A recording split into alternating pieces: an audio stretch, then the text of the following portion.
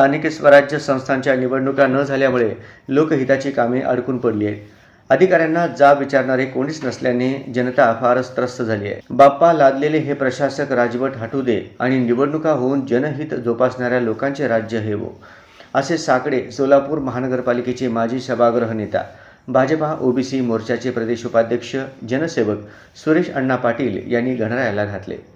वंगडेवस्ती भवानीपेठेतील त्यांच्या सदा ईश्वर या निवासस्थानी लाडक्या बाप्पांचे आगमन झाले. यावेळी त्यांनी कुटुंबियांसमवेत पूजा करून साकडे घातले. 3 वर्षांचा काळ होत आहे.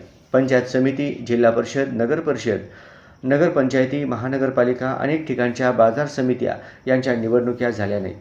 सरकारने कारभार हाकण्यासाठी प्रशासकांची नेमणूक केली आहे. यामुळे जनतेची कामे मोठ्या प्रमाणात अडकून पडली आहेत. आता ही कामे करा, असे सांगणारे लोकप्रतिनिधी स्थानिक स्वराज्य संस्थांच्या कार्यालयात फिरकेनात.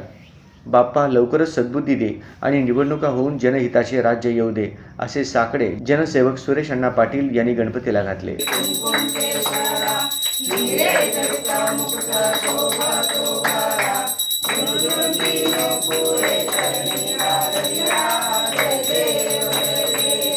मंगलमूर्ती